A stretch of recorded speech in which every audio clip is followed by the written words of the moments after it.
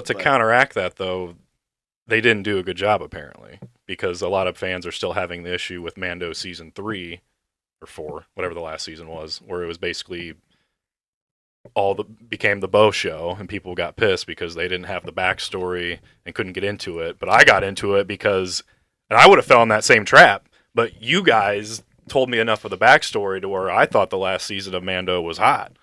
Yeah. But I feel like this show is going to have that same issue. It could, very well. I totally agree with you.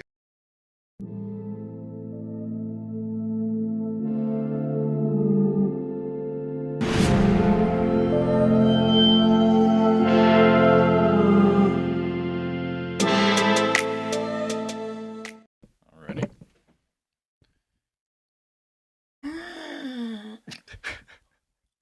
What if that was just my pregame every episode? What's it? How now, brown You cow? guys do that intro so well. Yeah, you should see how he weirdly fucking gets ready to do it. It's like around the table. like your own personal Ron Burgundy. Just Look how I got through the back door. Grab the children. Oh no! Oh no! Pitter patter, pitter patter, pitter patter. How now, brown cow? How now, brown cow? How now, brown cow? Actually felt pretty great. What's up, everybody, and welcome to episode 48 of Tardy to the Party, a.k.a.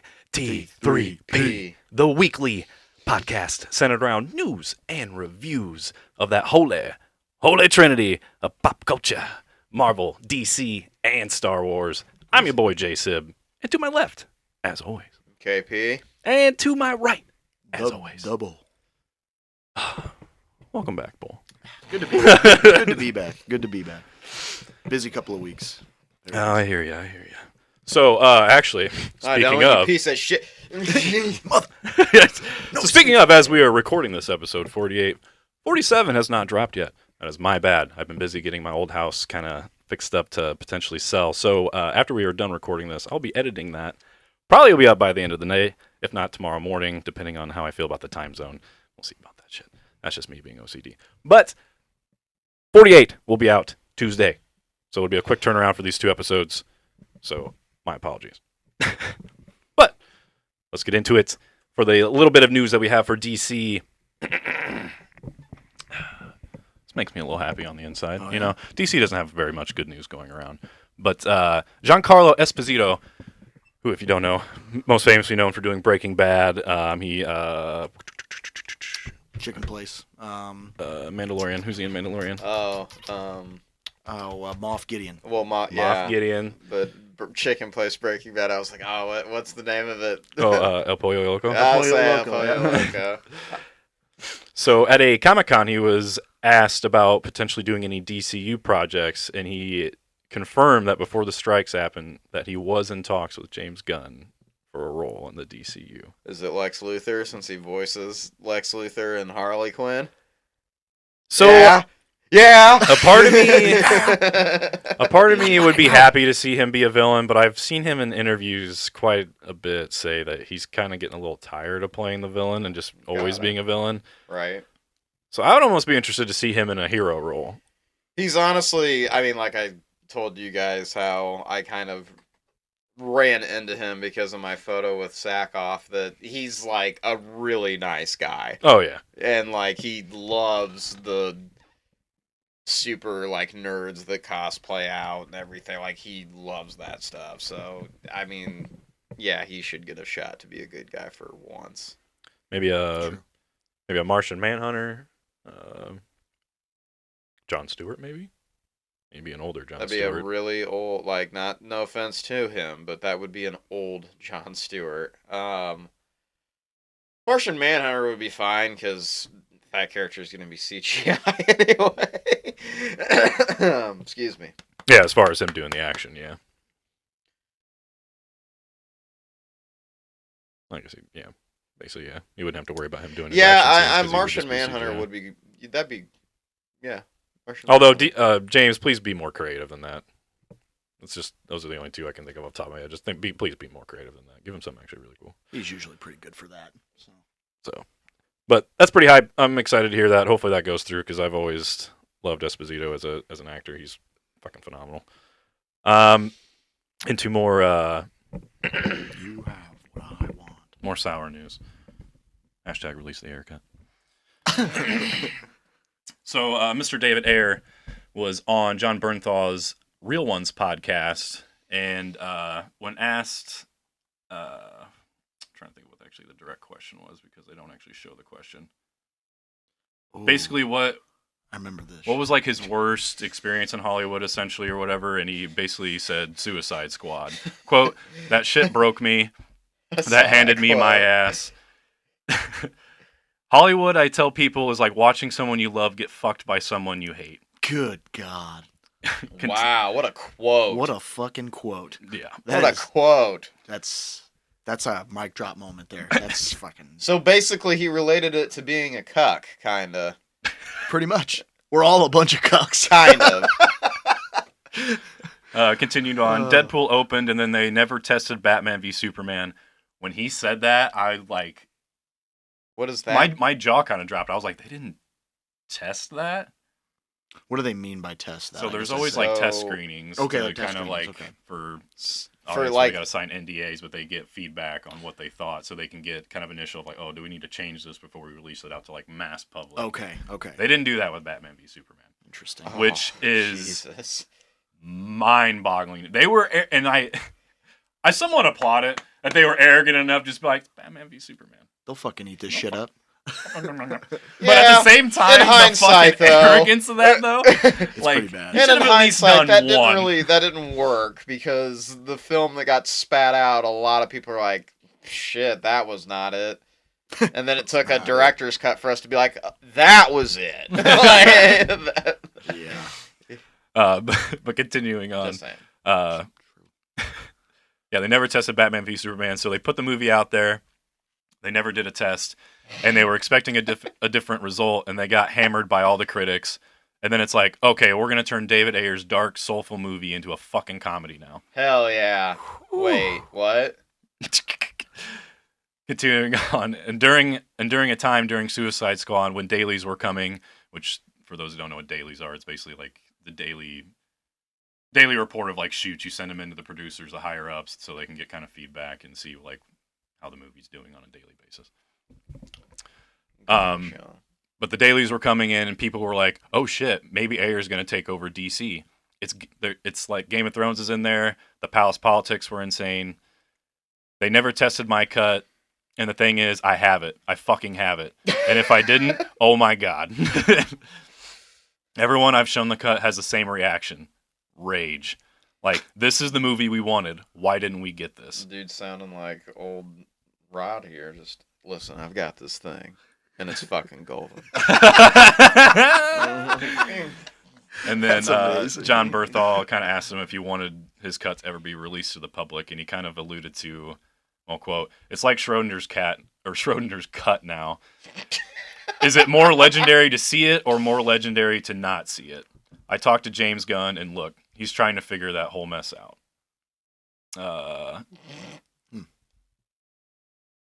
Yeah, okay. Yeah, he elaborated. They want to get some scores on the board first, you know. I show people, but it's tough, but I want to fucking move on from it. I want to heal from it. Jesus. God damn. Hashtag release the haircut. I want that fucking movie so bad. And you can tell, like, when the Excuse me. first trailer dropped at Comic-Con, You good? watch that No. fucking trailer and then watch the two trailers that dropped after it. They're completely different. Like he's right. It was so Oh, much the one that got darker, leaked? The soulful one that got leaked you're from talking? Comic-Con. Yeah, the where one it that was got like leaked, yeah. really dark and that got you actually hyped for the movie. yeah. Yes. And then all of a sudden, like the next two trailers are like neon lights and fucking boom, boom, boom graphic logos in your fucking face, and it's like, it's like this doesn't feel like the same movie. granted, now they had a song with Queen in it, which was admittedly dope. I mean, Well, that's because but whatever. Queen. Right. But whatever. Whatever. Hashtag not my Suicide Squad. And then, of course, we were about to get into the season 1 finale of My Adventures with Superman. But one of the, I believe it's the co-writer Our co-producer and writer Josephine Campbell provided an update on season 2. So from the Superman homage, which I don't know who that is. I don't know if that's just a Twitter handle or like a website. But they asked, we've got the finale airing this week. Do we know when season 2 is going to premiere? Then Campbell, quote, so it's not announced yet, and there's nothing I can say until it's announced. So I was going to say the season premiere is coming out. Stay tuned for season 2. We've got I think it's a misquote. I think she meant to say season finale. Yeah. Stay tuned for season 2. We got the wonderful task of being able to make them both around the same time, and I'm very excited for this. There's so much stuff in season 2 that I think is going to blow people's minds. So yeah, just stay tuned. Keep watching. So I can't say anything. It's not announced, but there's a season 2. Yeah, basically can't confirm when it's going to drop, but basically can't say when it's going to drop, but it's coming, guys. Yeah, I can confirm, but I can't confirm. Right. It's going to blow your minds when we announce it. Yeah, it's going to blow your minds when we announce it. But wait, we're not going to confirm it. It's coming. But that rounds up the DC news for this week. Dragons are coming. Is there any news over in the Marvel universe? Oh my God! Of course not. No. Of course not. I mean, there's not really. This universe is dead. Yeah. Yeah. It's dead. Get the strikes over. Yeah, they're extending that shit into video games now. That's what they're saying. Yeah. Don't. Yeah, I forgot about that. That's tough. That's all I do with my Passed to. free time. I think that passed too. Oh, That's all I do with my free time. Damn it! I know. I'm like, now they're just. I mean, it's not really all I do, but it's a large part of it. good fucking chunk. Yeah. No, it's crazy. It doesn't even matter, like, because let's be real, I just play one, but I play old games. I guess people were freaking out about Loki's premiere, but they've set it in stone that it's October 6th. Okay. Don't know if I could be repeating myself with that information. I'm just so ready. Hey, at this for point, that even show. if you are, it's nice to keep the people updated weekly because you never know. I would assume this one at this point is pretty set in stone since it's done. That's all they can hang their hat on for now. Yeah.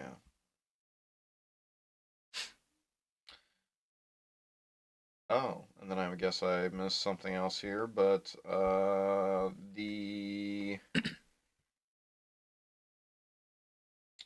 this according to?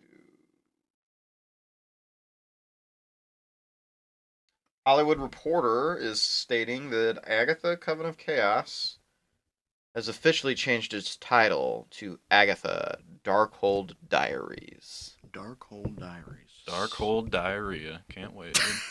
That's hopefully not. I'm not gonna lie. That's what I thought you were gonna say at first. I was like, oh boy. Then when you said diaries, I was like, oh my god. I just Darkhold Diarrhea. just Darkhold Diaries. Just, are you serious? No, obviously not. Hell yeah, can't confirm. Just no, like guys, it's owned by Disney. They would never be that brave. Or bold. or bold. Yeah. Release windows also moved from winter to early fall 2024. Oh, God. Winter 2023 to early fall 2024.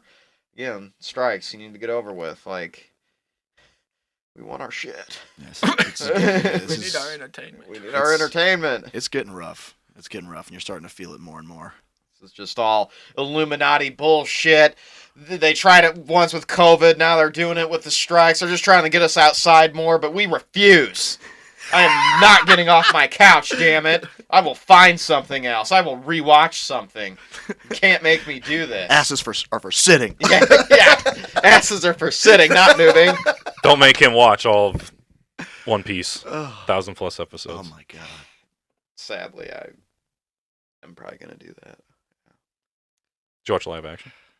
No, apparently that's amazing. So as somebody who has not seen the anime or read the manga at all, I fucking loved it. I had a great time watching Like, it. it's very entertaining. Yeah, I had a great time. Yeah. They said that. Pounded through it in like a day and a half. They said the. Wait, it's not a movie? No, it's 8 episodes. They're all like Oh, shit, I They're thought it all was a pretty much movie. like an hour long. I thought it was a movie. Yeah, I pounded through the first 6 episodes the first evening, and then the next 2 the next day. Yeah, I've heard the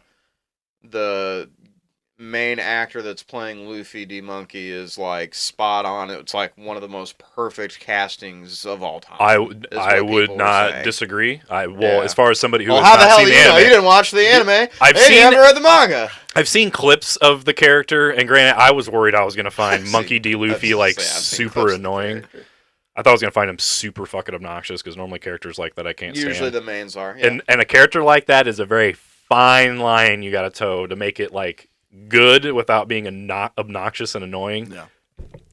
God, that actor fucking nailed it. I adored Luffy, like I did.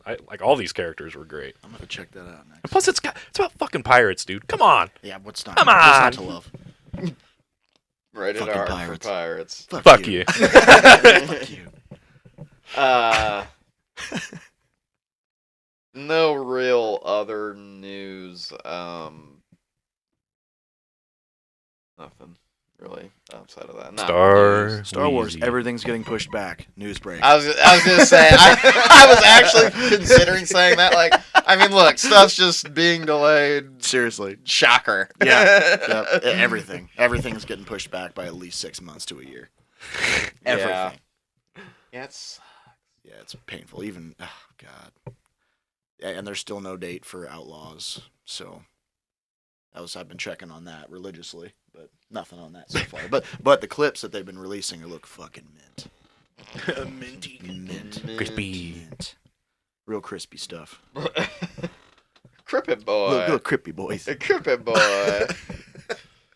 You guys want to do My Adventures first or Harley Quinn? We can do either one. I don't care. Turned into a melody. I like it. But I was the one that sang on this podcast. Flex. Trying to take my shit. Flexing the golden pipes over there. All right, episode 10, the finale of My Adventures of Superman, titled Hearts of the Fathers. So it starts off, Clark has nightmares about Zero Day. Also, by the way, these are not my notes this week. I found a nice wiki that kind of breaks it down. So this I'll is bet. so, not me this time. Clark has nightmares smarter, about not Zero Day. harder. Perry promotes Clark, Lois, and Jimmy to full reporters for their articles on Ivo's defeat. I did kind of like that fake out, how they was like very Perry White almost, where it's like, oh, you motherfuckers are in trouble. Ha!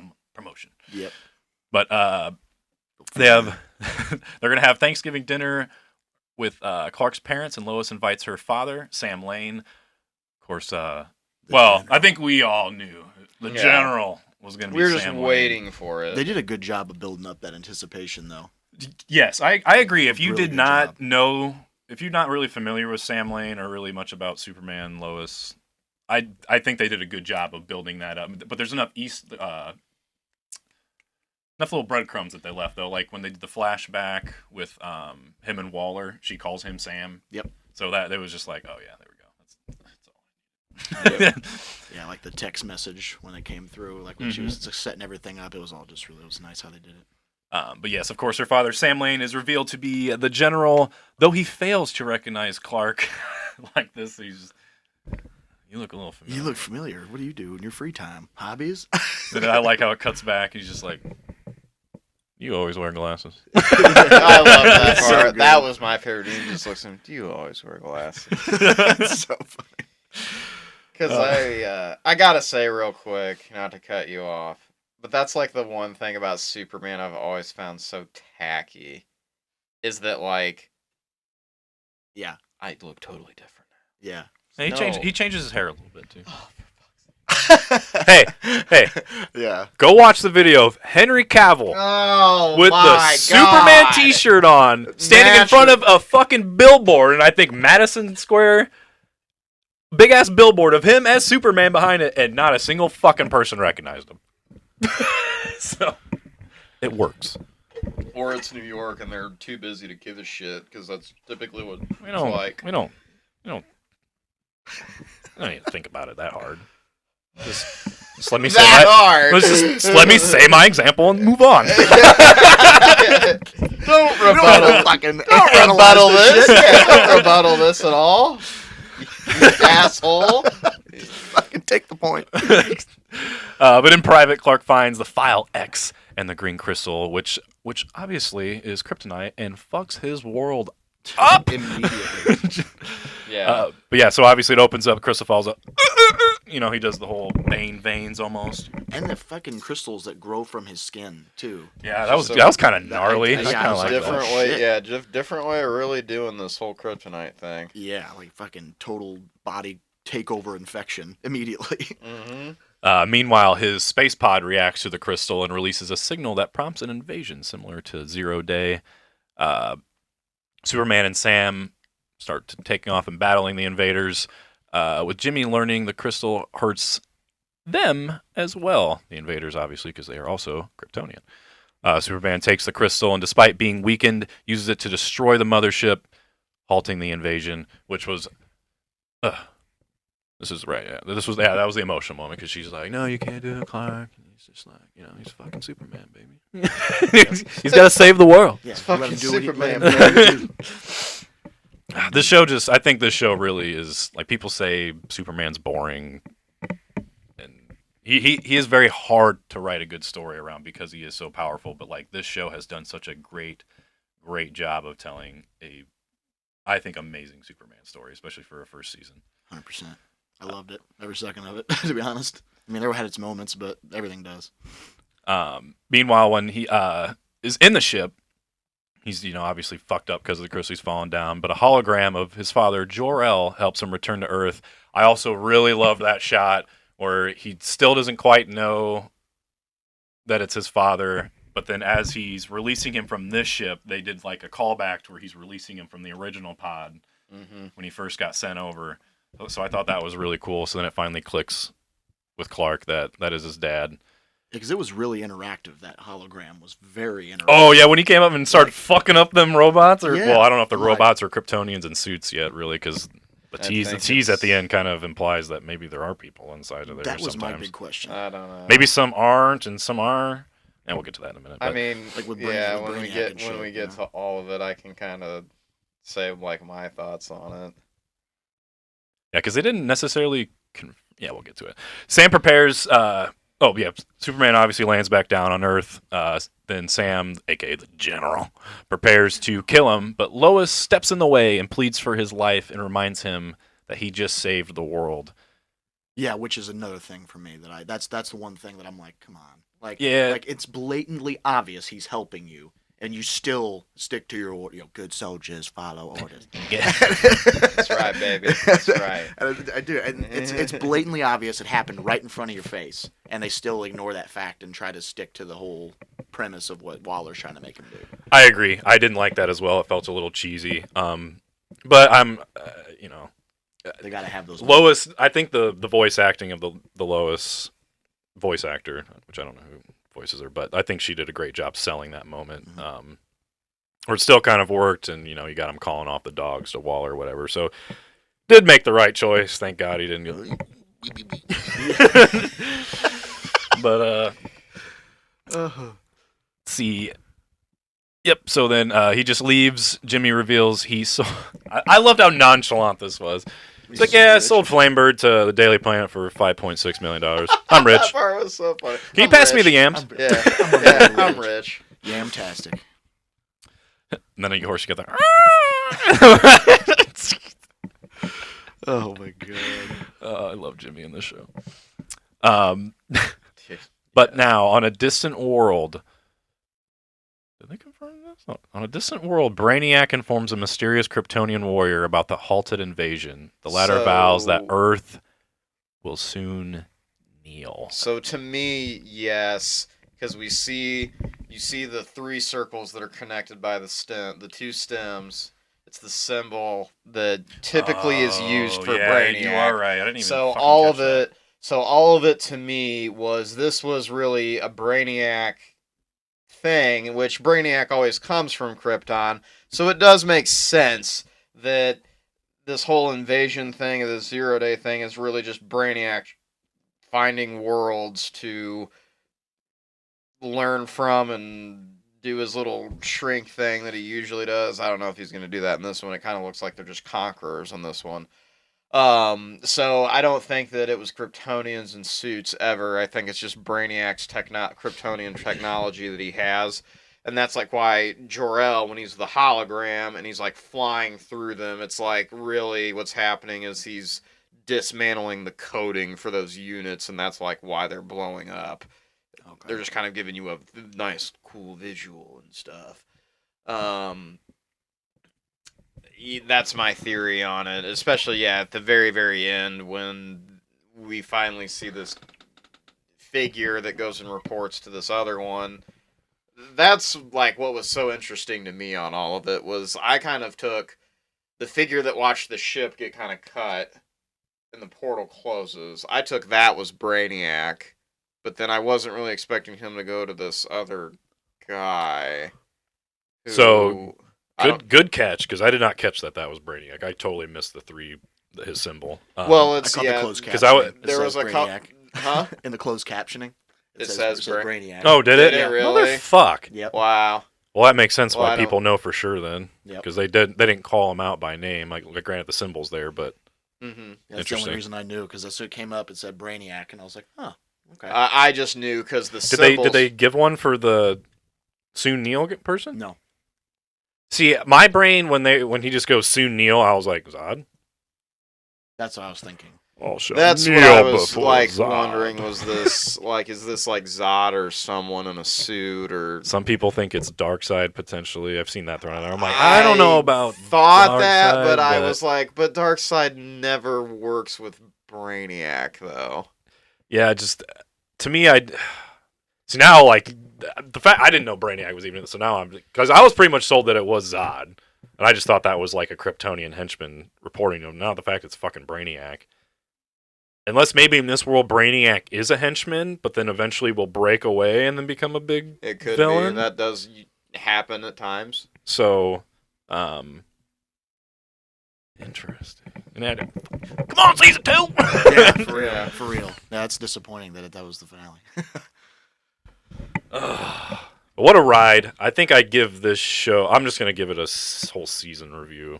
Yeah. I guess. I'm gonna stamp it at a 9.3. I adored this show. I get maybe like. I think for some people that want the classic, more Boy Scout, happier, more joyful Superman.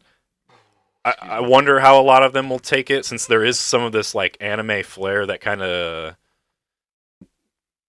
changes his powers a little bit and kind of his backstory a little bit in small ways. None that I fucking care about, but some that might bug. But I think overall, if you're really looking for that classical Superman, I think people will love and adore this show. I mean, I adored it, and I come from the fucking Snyder clan, Yeah. where I want my dark and gritty, realistic shit. But I absolutely adored this show. I just had a smile on my face every fucking week watching this. Yeah. So I can't wait for season 2. What'd you guys think? You can go ahead. Well, I was just gonna say I'd probably call it a solid 9 out of 10. That's where I'm at. There was really only like one episode where I forgot a lot of what happens, and that's like the episode that he and I reviewed together where Vicky Vale was in it as a character. And even that choice to put her in it was just weird to me also. But that's the end. But for the most part, to me, that episode's a little forgettable. I don't remember a lot of what happens in that one, but the rest of the series I thought was like awesome, and I love the new take. This like it's a Western cartoon, but it's a very Eastern anime style approach to it. I always am a fan of that. So Yeah, I Yeah. mean, it had its moments, especially where like I didn't expect to be kind of moved.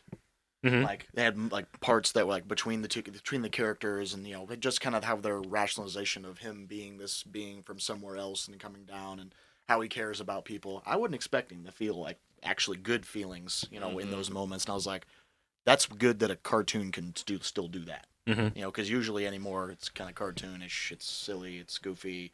No, it's good. There was a good balance there, and I think 9 out of 10. I'm in agreement with you there.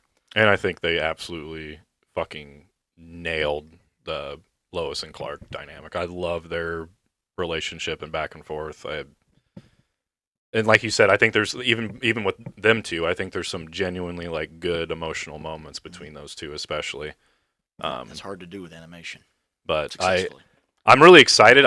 I really hope DC keeps doing this. Like we know they've already announced like a Suicide Squad anime by a amazing studio, which I can't think of off my head, but they do. Are they the ones that did Demon Slayer? Anyway, but we got that coming down the road. I could be wrong about that. Tell me if I'm wrong in the comments. Yell at me. But if this seems like it's been received very well. Hopefully, if this new Suicide Squad anime does very well, hopefully this is just something they can just kind of do what they're I mean, they'll still probably do their normal animated movies and stuff like that that take inspiration from comics. But I really hope they keep doing this like anime inspired like TV series. So For sure. keep it coming, DC. Definitely, I love it. Definitely. This is good stuff. That studio. It's really the. So I know the whatever studio it was had some bangers on there where I was like, oh, holy shit. Translates to. Okay, so the studio's name translates to a genre of fiction that involves a character being put into an unfamiliar world and having to learn how to survive. So that makes sense why apparently they've done Inuyasha. So they've done Reincarnated as a Slime. They've done Rising of Shield. Yeah, so all the ones where the character gets put into a different world. So yeah, Overlord, Shield Hero, Reincarnated as a Slime. Looks like I've never watched Konosuba, but I know Crunchyroll like advertises. Oh, it Attack all on Titan. fucking time. They have done Attack on Titan. Yep. Oh. Wit Studio. Yeah, Wit Studio. Yeah, they've done a bunch of Attack on Titan stuff. They've done some Pokemon. The girl from the other side. Then maybe the studio name that I got from my Suicide Squad anime search was just wrong.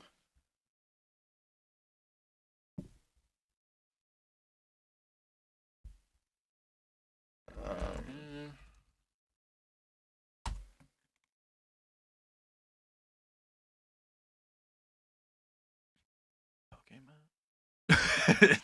Oh, I'm sorry. Yes, that's the title of it. So Wit Studio. Okay, so they've done Attack on Titan. Yeah. Cool. That's all I need. That's all I needed to hear. Facts. It's gonna Show's look great. Next up, we got Harley Quinn, episode 8, titled "To Buffoon." Buffoon. I don't know what the fuck that word is actually. Poor Bane. Stupid Yeah. bastard. But we finally got a Bane-centered episode, which was nice. Bane travels to Italy to prove that he can make fresh pasta for his lovely, lovely Nora. He first travels there to get the handle for the pasta maker replaced, and they tell him to get lost, like it's no longer manufactured. And he's just like, well, yeah, but can't you just like go into the back and you just kind of magically have one, and I go on my merry way. And the desk girl's like, no more, and like shoves him off so that he goes on a journey to learn how to make pasta. For his lovely, lovely Nora. Gets there, he's riding on his fucking moped. Dude, yeah, he's like, he's on his little moped. He's like enormous. Jesus.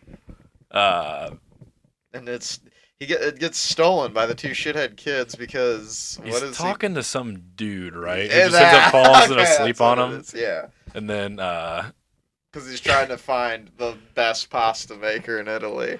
Because that's what he does. He runs around asking people what's the best pasta maker in Italy. So they point him up to this hill. It's like looks like a mountain, and it's just this house that's just sitting on the top. So he talks to the guy. And guy falls asleep. I think he turns around and the kids have stolen his moped. yeah, they steal his moped, but they're the ones that end up telling him that she lives up on top of there. So he makes this big old trek up to this lady. Turns out she's been making pasta her whole goddamn life, bull. Her whole goddamn life. What the fuck? She throws a fucking chef's knife or something like straight into his chest, dude. He just rips it out, so he just has this gash, and he's just totally fine. Stupid. Good God.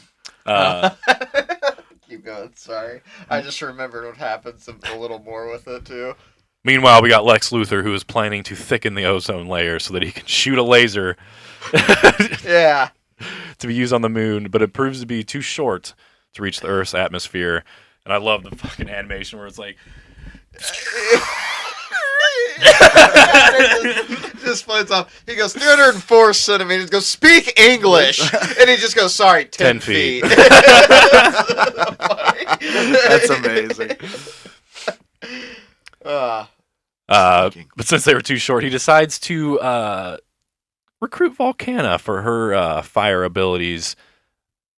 Disgusted, though, Nora refuses to let this happen as her and Captain Cold are just fucking macking out while my boy Bane's trying to figure out how to make fucking pasta. Nora being her horse self in this show, she's trying to get laid.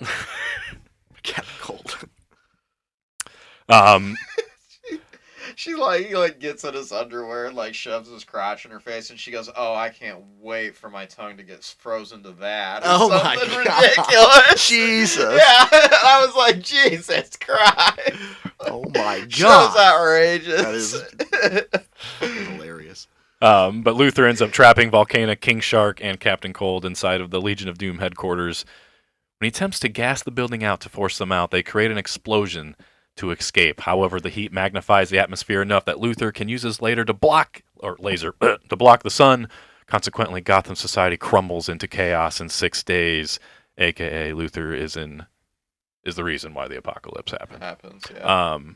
Also, back to Bane. So Bane, the pasta maker knocks him out. I can't remember how. I think he's since he's wounded, and he's trying to explain to her how he needs to find the ultimate pasta maker. She knocks him out, and he wakes up, and he's like, "Huh?" And he looks, and his all his cords. She's got him in the pasta sauce or some olive shit. oil. In olive oil, and he's like, "What the?" And he looks, he goes, "Ah." Jesus. But Bane. But she teaches him how to make the pasta. Say Bane convinces her to teach him to make pasta for Nora. So then he's cutting it, and she will smack him and be like, "No, that's horrible." And he's too thick, because he's shaking, and she's like, "You need to breathe and stay calm." And he's like, "Okay," and he can't do it, and then he relates it to how he has to be careful when he's making his bombs. So he's cutting it very, very thin. And he just does it for a whole day, and they hang it up on string wire, and yeah. I liked the eggs part where he just every time he tried to crack an egg, he just destroys it. And then she pulls up a picture of Nora where she was like, "Do you have a picture of your sweet love?" And then he hands it to her, and it's fucking Nora just trash, drooling, just like this. Yeah. And she's like, "Look at your sweet love," and imagine or you have to crack this egg for her, be delicate for her. So he's staring at the picture, and he finally gets it. Jesus. But eventually, when he's done, he tries to leave because he's got to go back to Nora. But she won't let him leave. She's like, "No, you got to take over my empire." Yeah, there it is.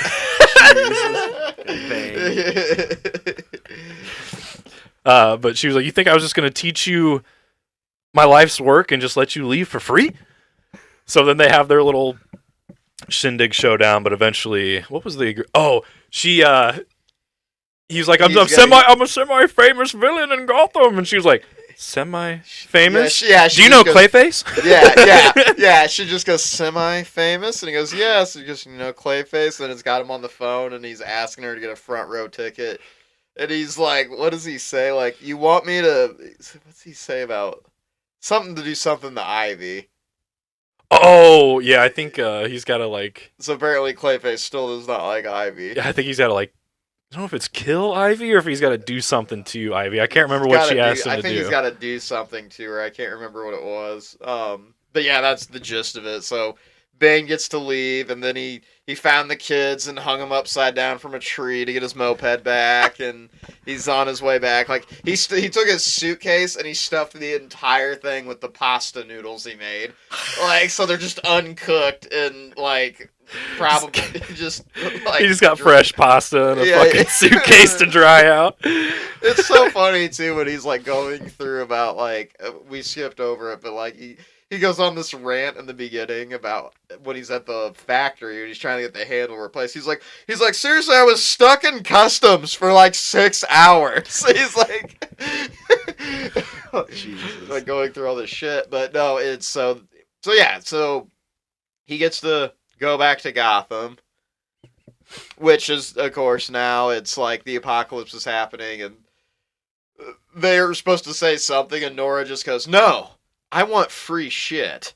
And like so they go into downtown and everyone's looting and Superman like flies down, but then like immediately he just gets powerless and he's like, don't look at me. It was so funny. It was so funny. They made him just like this totally destroyed human like once he doesn't have his powers. It was so funny. Since the sun's blocked out. Yeah. And then he's like, the sun.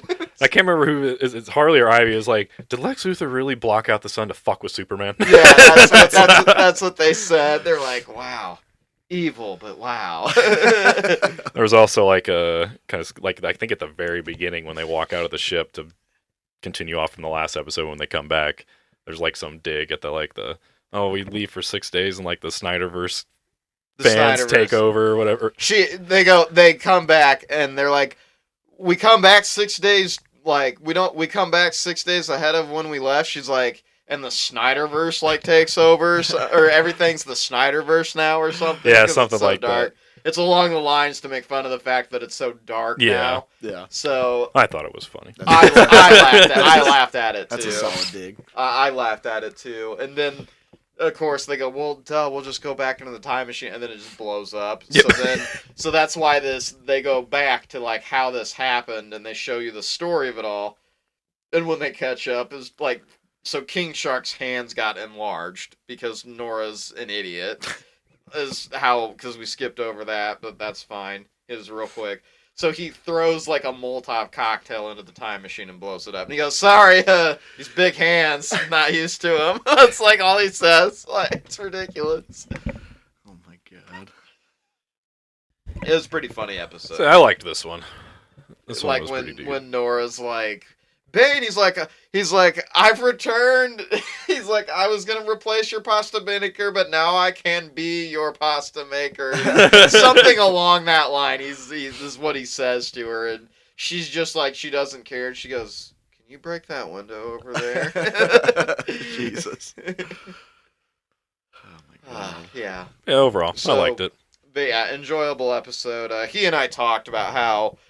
Basically, this season, I think in the middle there just did a little bit of a lull, and then these past 2 episodes have been pretty funny. So I think it's just more like, they hit you pretty big with the laughs in the first 3 or 4 episodes. Then it kind of went into a little lull, and it's like, just kind of I'm laughing a little, but seems like it's coming back. also half the time I'm spending it on Twitter, X, whatever, and just kind of seeing what's going on there. And then these last 2. As we're getting into the last episodes, it kind of seems like they're picking back up. So that's good. That's really good. So I overly enjoyed this one. Same. Give that one a thumbs up. Since we don't rate this one. We don't really rate it. I mean, it's a comedy. Yeah, I mean, South Park again. They made fun of. It's like I could rank South Park, but it's like, what does a 9 in South Park mean to like a 9 in Andor? Like, right. what does that mean? And South Park, hey, they're 2 different 9s. It's very true. And South Park very promptly made fun of Comedy Central for it, like Comedy Awards. What is that? Come on. What is that? The reason there was only 2 of them ever, so it's the dumbest thing imaginable. It's just you either like it or you don't with comedy, in my opinion. It's fair. Oh. But that ends the DC portion of the reviews. Let's hit up Marvel. Oh, skipped that one. Shit, now we move to Star Wheezy, a.k.a. AHSOKA. So, Bull, you obviously weren't here last week for episodes 1 and 2 out of town. But now that you're here, What was your thoughts on the premieres? Excellent. I mean, obviously, that's no secret how I feel about it, I think. But Filoni's obviously the GOAT. He's the cow. He's the GOAT. I gotta do it every time. Yeah, and it's unbelievable how many parallels he's pulling from even old video games. The Darth Scion reference. I've also heard several things about that, but several theories about the Eye of Scion or whatever, the giant hyperspace ring. Mhm. Old Republic. Hmm? Old Republic. Very much so. Yeah, the Darth Scion was an undead Sith, and funny enough, he was missing one of his eyes. So that's why I think everybody's kind of referencing that. But also, I've heard that Scion, it's a different There's a different word that can be derived from that means something. It has some sort of meaning. I can't remember exactly what it is, but even the space maps, Old Republic. It looks exactly like the Old Republic holomaps, Mhm. exactly like that. And Yep. obviously now we have the Dathomir, the Night Sister, the confirmed Morgan Elsbeth is a Night Sister survivor. I mean, top to bottom, I don't think that he's missed on anything so far, in my opinion. What'd you think of Ahsoka having to do the puzzle? Oh, I mean, I Did you thought pop for that a little bit? 100%. I mean, Did you just? I've done that. yeah, and with Hu Yang and his origins, and I mean, there's just so much. There's so much to unpack with the first two episodes, and you guys have kind of went there already. But, I mean, how dope was Brown, who was Ryder's voice actor, then gets to play him. yeah. As soon as that came on the screen, I was like, Clancy Brown. "Fuck yeah, Yeah. Clancy Brown." Yeah. But yeah, I was just Great actor. That was just amazing. Dude, and all of their personalities are just so perfect. The looks they give, the small nuances from the cartoon that they've pulled into the live action, it's all so blatantly obvious. It's so perfect how they did it. The parallels are great. Yeah. He had his doubts about Rosaria's Ahsoka, and I told him how, well, if you kind of knew her whole character growth, if you went back and watched all the animated shows, like, she's actually playing the character very well with where the character's maturity is at this point in time. Like, she does seem kind of like truly emotionless, but that's just where Ahsoka has gotten to. She's at this just point in her life. Episode 3. Before we get there, kind of changes Different, that a little bit. different. But the first two episodes, she's just, and there's even been kind of like memes around going about it. It's just that like every time you look at Ahsoka, she's just always Across her arms. Yeah, that's what I was going to Yeah. bring up. I was saying, everybody just- I've been watching has been laughing about that because every 5 seconds, somebody crosses their arms. In the episodes, it's so funny. And every time you think it, you're like, she always crossing her arms. And then like she'll be talking to somebody, lean back and cross her arm. Like, what the hell's going on? she just, I swear, every time you look at her, she just looks kind of like pissed off and arms crossed. And I'm just like, it's just, like I said, changes a little bit in episode 3, but the first two episodes is just, she comes off very just flat and boring almost. And I can see that. I can see why. But like where we're at, like you say, emotionally, how she's progressed, she's still in a guarded state at this point. So you'll sing a different tune when you go back and watch the old stuff. Like I was telling him, like I was like, well, for one thing, when Clone Wars, when she first arrived, everyone absolutely hated her. And Yeah, Filoni came snips. out, and Filoni came out and said he did that on purpose. Yeah. But what you were gonna say? Go ahead. Sorry. Oh no, it's My bad. no, you're good. No, it's it's excellent. I mean, a lot of people have been having issues with. I mean, oh my god, as Star Wars fans being as toxic as ever. Fuck yeah, dude. Oh, That's what we are. Oh god, it's bad. It's bad. I mean, you can go on any Star Wars site and they're going to talk about how trash this series has been so far, and terrible writing, terrible directing. I'm like, dude. I swear it's got to be like people that are like, I'm a Star Wars fan, but in reality, they're just a casual. Yeah. Like they watch the movies. Yeah. They don't watch all the extra stuff that you and I watch. They don't read books. They don't play the games, whatever. Yep. Like, so those have to be the people that are shitheads online that are trashing it. It's like you have to fit that specific of fandom of demographic, because I said to him, I think I said this. I can't remember.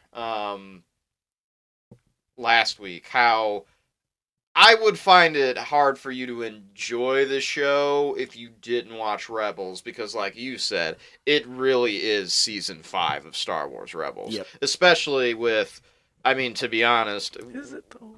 I mean, it is, but I mean, the last episode 3, kind of really hit it for me that I'm like, yeah, this is kind of more Rebels. but okay, how does they spent a I haven't decent watched chunk of- Rebels, but you guys have clued me in on enough to where I know basically all the big beats of what happens. How does Rebels end? Thrawn and Ezra go into hyperspace. What's the last shot of the finale? The ship on flying the away. fall, yeah. So really, this almost feels like Rebels season 6, and we're missing a season because apparently they already went off and ventured together, and we spent these first 2 episodes to recreate that same exact fucking shot again, which I thought was a little self-indulgent. I would have rather you just started with that shot and then continue where off, but yeah. I think they'd be remiss if they did that only for the people who haven't watched Rebels. I mean, for the people that didn't have that backstory, But, like you said, it's hard to do without watching it. But to counteract that, though, they didn't do a good job, apparently, because a lot of fans are still having the issue with Mando Season 3, or 4, whatever the last season was, where it was basically became the Bo show, and people got pissed because they didn't have the backstory and couldn't get into it. But I got into it because, and I would have fell in that same trap, but you guys told me enough of the backstory to where I thought the last season of Mando was hot. Yeah. But I feel like this show is going to have that same issue. It could, very well. I mean, I totally agree with you, because like I said, I mean, it really feels like this show is more of an extension of Rebels. I mean, and I think Dave even came out and said that it's going to feel that way, because to be honest, I'm a little resentful that I didn't get to actually finish the show the way I wanted way back when, and it got canceled on me, and I had to rush an ending. Yep, and I think that's what this is going to be. Is going to be his kind of. So he's like, So he's like half retconning his own shit, story. Sorry, but yeah, I don't know. Again, I don't know that it deserves to be completely trashed, though. So No, I'm not trashing on it. Like, I gave the first 2 episodes a 7-1. I still thought it was good. Yeah. It more left me more intrigued to see more. I think episode 3 was better. Well, yeah, I think despite it being so fucking short. Right, and they were so. We knew that was coming. I know. We knew that was coming. I think at the very end of the episode, I was like, "Don't you fucking do it! Don't you fucking do it!" And then boom, the credits hit, and I was like, "Motherfucker!" Oh, God. Yeah. I just knew that. I personally, I remember, I was like, yeah, I knew that was coming. I knew it wasn't going to be longer than 30 minutes. Yeah. And I think that this is something why maybe I'm kind of struggling a little bit with this show, is it keeps falling victim to the fucking Disney Plus series format, where they clearly don't know how to properly write a TV series. They just write a big ass long movie, and they're like, chop. Yeah. Yep, that's true. Because most of these Disney Plus shows, like most TV series, are like, you have a seasonal arc, you might have some like bigger like 3 to 4 whatever episode arcs, but then usually you also still have a singular episode arc of something that at least, happens within that episode and finishes, so you at least feel satisfied that you got a full story. Disney Plus, they say, fuck y'all. Yeah. We ain't doing that. You get what we give you. Except for Andor. I think Andor kind of it was more bucked that trend. Self-contained more each episode. I think there was a rise and fall in each episode that played into the larger storyline. Andor was actually almost a perfect example of them getting it right, because every episode felt like it had a story for that episode, but at the same time, what was it? Was it 4? How many episodes was it? 9 or 12? Because wasn't it like 3 arcs of 3 or 4 arcs of 3 or something like that? Because the creator even came out and said that there's basically every 3 or 4 episodes is an arc, and yeah, he was right. That's basically what it was. But it all came to fulfill and finish a bigger story arc. But this, like, I had a good time in this episode, but yeah, this whole, what was it, like 35 minutes, and that's not even counting like credits, or that's counting the credits, so it's going to be even shorter than that. Yeah, plus the fucking intro that's like 2 minutes or whatever. So it's probably like a 29-minute episode. Yeah, it's like, I think it was official like 30 right on the money almost, Yeah. damn near. It's just, I'm sick of that shit. Like, at least give me 45 minutes. Yeah. The reason, though, with this episode that I say that this episode kind of hammered it home more that this show is more of like a continuation of Star Wars Rebels is the entire sequence with Hera and going to the Senators, which shout out Resistance. Mon Mothra. I was like, when I saw her, I was like, yeah. Oh, and dude, Kazuto's dad. I did hear From about that. from That he's Resistance. a dad of somebody. Star Wars Resistance is worth the watch if you haven't seen it. It's good. It's very good. Oh, It Jar actually- Jar. Okay, you shut the fuck up. That's all you gotta say, Kevin. You can't get it fucking going, man. Yeah, dude. Misa no like. God. Misa no like a Jar Jar. Big doo-doo this time. Oh God. All right, Resistance is worth it. It is. It is. I got the whole season somewhere. Why? So I guess back to the episode. It starts off with Ahsoka and, well, actually it's Yang. Hu Yang and Sabine Dude, training. dude, super fucking cool. They had all the forms that he was calling out. He was calling out different forms and styles, and she would change her form and style and strike. Dude, before- that Oh, was sick. Massive. And then and she goes, I can't remember exactly what fighting style it was that she called, or whatever style it was, and she goes, I don't think she's ready for that. Yeah, Yeah, that was cool. And like all the lights that she Yeah. showed where her strikes were. And Yeah. she's like not bad, but not great either, or something Yeah. like that. Yeah. Oh, dude, super fucking cool. And then of course the Luke training references with the blaster shield mask, the blaster mask. Awesome. Yeah. How am I supposed to fight when I can't see? You know. I just, when she said that, I was like, yes, Dave. Yep. Give me the nostalgia. Yeah. See, it's like poetry. It rhymes. Yeah. And then, well, I mean, even better, the fucking, what other reference was it? God, just lost it. Brain's not working. Yeah, we know. The bull He's dead. is glitching out. He's Yep, pulling I a Hu glitched. Yang right now. I glitched. He Yeah. overloaded. I glitched. But no, we got sidetracked there because we went all over the damn place. All right, so after the training, or during the training, obviously, we have where she puts the blaster mask on, and then she's walking around her, and she's fucking poking her and fucking with her while she's doing all the shake. She's up, you're dead. You're dead. Like, Yeah. literally, that's gold. But then, like you say, we got to go where Mon Mothma and the new council, and they're all dicks. Just a handful of senators, and yeah, there's dicks about it. Yeah, well, I love that line. Hera, she says, "Did you fight in the war, Senator?" He's like, no. No. It says, "Oh, you just waited to see how it turned out." Dude, that was awesome. Awesome. Line. Yeah. She's like, person like you just kind of wait, see how it turns out to see who wins. So See you who got wins. to work basically for or with. And Yep. Like, I was like, hell yeah, dude. And That's awesome. it goes back even further for her because of how her story started Right. with her parents being, the governors of that planet and having to work Yeah. with the Of, Empire. I can't remember the name of it. it begins with R.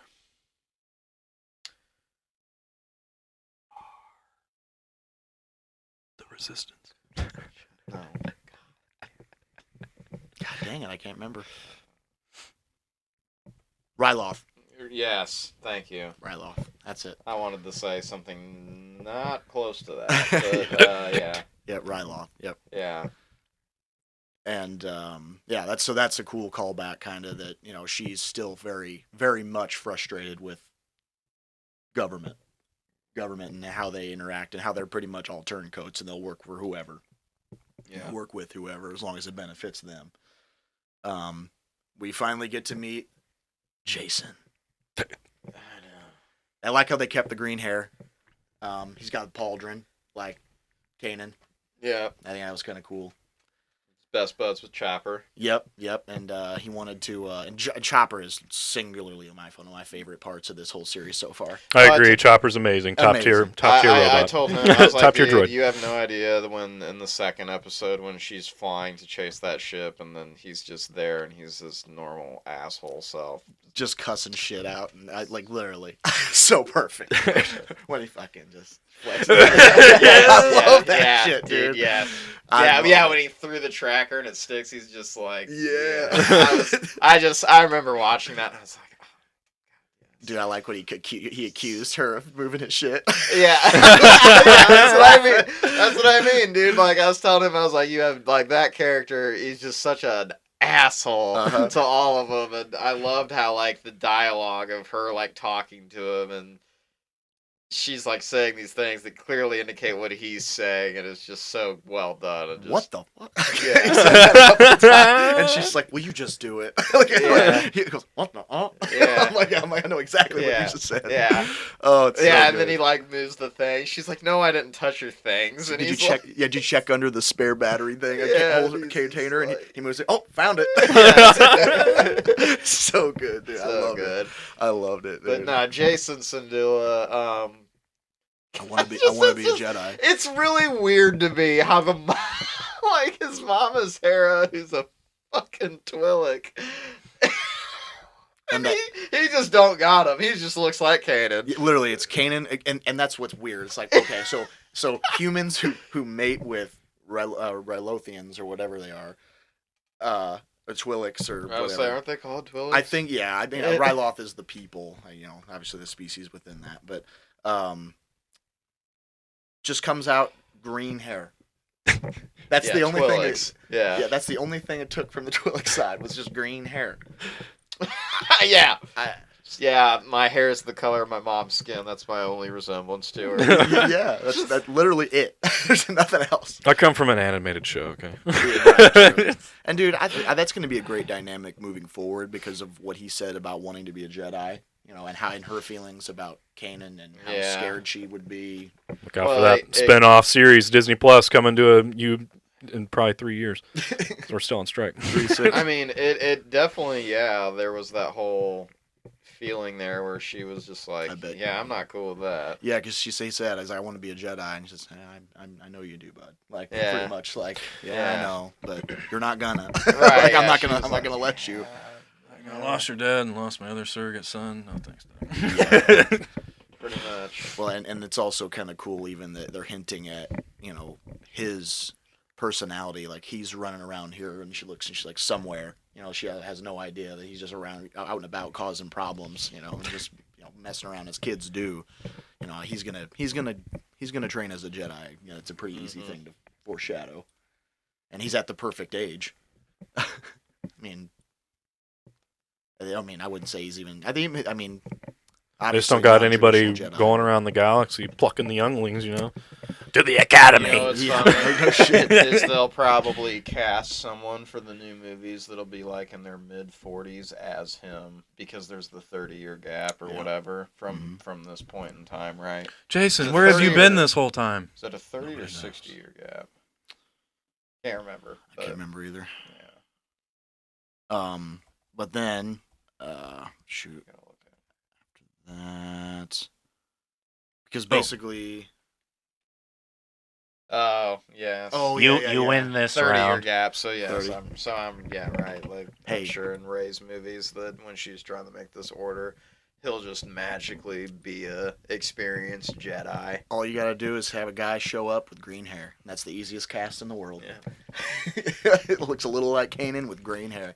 And we'll age the fuck up out of Cameron and, got Kestis now. And yeah, we'll get characters. Dude, I want to see Kestis live action so bad. Yeah, we know. So bad. He would be fucking so awesome to see. So, Sabine, yeah, this whole... Okay, I do like how they're kind of calling back of Clone Wars Rebels type stuff where Ahsoka tells her, well, the Force resides in all living things. Like the whole mythos of, like, even all the way back from what Obi-Wan tells Luke, and it's the whole mythos of, like, well, the Force resides in all living things.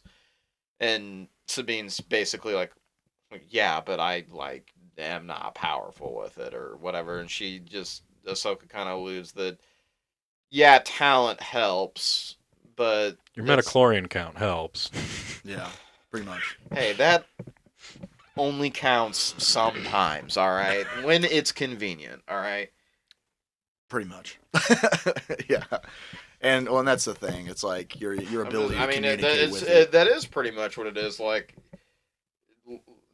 and that's a George thing. So that sucks that he did it to himself and this universe of like, episode 1, midichlorians counts and stuff, and everyone was like, "What? Fuck this!" And like, dude, it more or less it's a capability level. Like it's like when you look at the midichlorians, like Yoda had a really high count, but Anakin had way higher count because he's basically made of fucking pure force. Right. I mean, so it's like, it's just your capability. I think is a ceiling almost. That's kind of how I take it.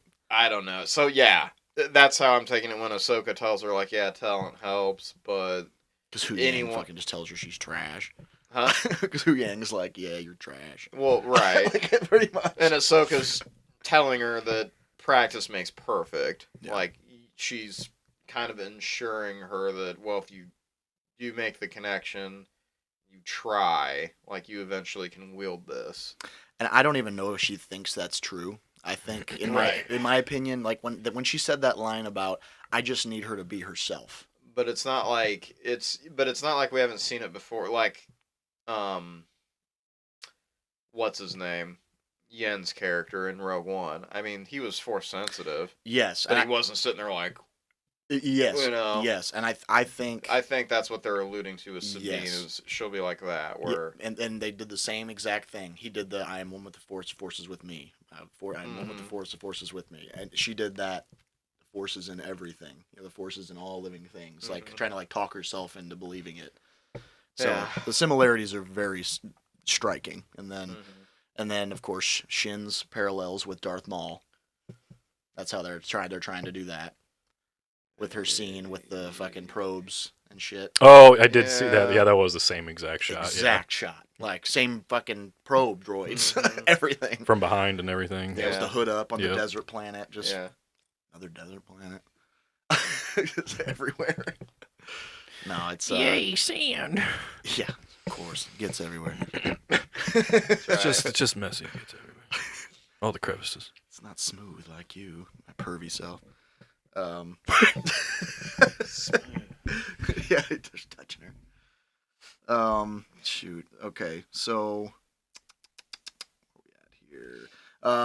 They finally get to the Eye of Sion, and Morgan Elsbeth is living her best life, just chilling on this ship. Just how dope is it that she's a Night Sister? Fucking super sweet. Like, I didn't see that coming at all, and when like they just dropped that in there, I was like, oh, yes, Dave. There was a lot of people that had like theorized that just based off of how she looked, kind of like because she like looks like kind of Marin a little bit, like from the I games. heard people talking about that online. Yeah, they have really like dark kind of like olive features and stuff, and like the light hair and everything. I know some people are bitching like she looks all like pure human and she's from this planet, and people are like, did you see the difference between the females and the males from that planet?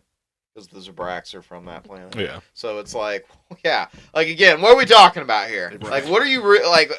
You're reaching at straws here just to complain about something. But anyways, there you go. But that was dope when the green magic too, and then like Shin, just you're a witch, and she's just turns to her, I'm a survivor, and I just loved it.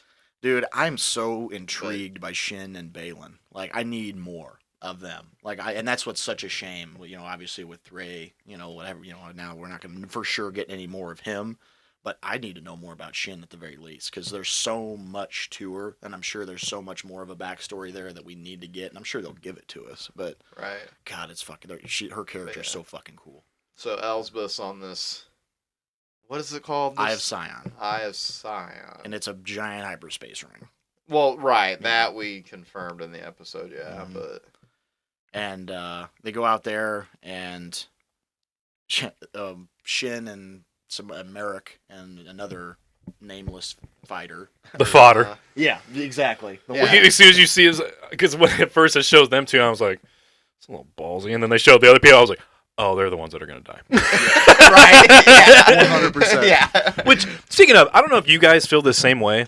Which, granted, they can sense the future and stuff. But if I was a Jedi, I would not be in a ship as little as fucking possible, because I feel like that's when you're at your most vulnerable as like a Jedi or a Sith. Like, all it takes is just pew pew.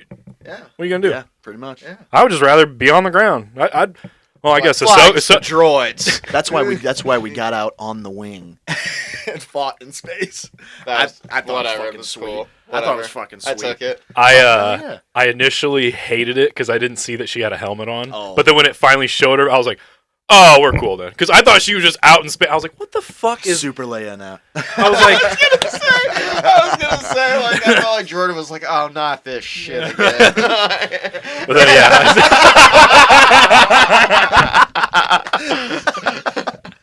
It kills me. Oh, God, it's fucking terrible.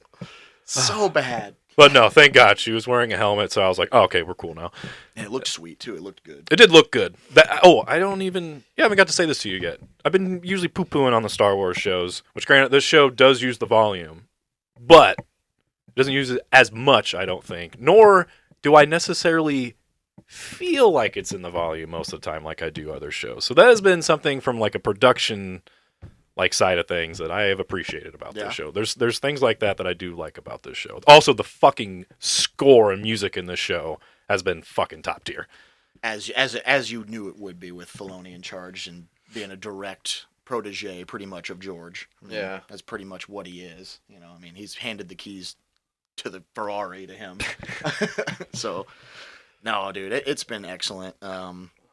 Shit. But yeah, sorry, back to the shit battle. We didn't even finish that. She's yeah. on the wing. She's does the deflecting. fucking jump and turn and fucking cuts the fucking fuselage of that ship and explodes and shit. Get to hear Merrick talk. Yeah. Sounds like a Trandoshan almost. He has that. Like it was like a gritty. So this is what's So really you know interesting. Who he is, right? That's playing him. I looked him up. I can't remember exactly, but So here's what's confusing is in episode 1 or 2 when he shows up, it shows that there's a voice actor, Sam Witwer, yes, which I'm sure you're familiar with. yes, I knew that part. But he speaks in this episode, and Sam Witwer was not credited in episode 3. They gave credit to whoever was actually in the suit. Huh. So now I don't know if it's actually Sam Witwer that is Merrick. But go ahead, because I know you have a theory. You probably have theories of who Merrick is. It's the closest we're gonna get to Starkiller. I was say, that's my theory. Closest Is we're gonna that my theory is that it's as close as a true canon to Starkiller as we're gonna ever get. Yeah, because I mean, you can't do that character in live action. It just would not be I've possible. heard it break the lore. 100%. Yeah, it 100% would. Yes. In fucking in Force Unleashed, he kills everyone. He kills fucking Vader. He kills Obi-Wan. He kills Obi-Wan's Force Ghost. He kills fucking Chewie and Han.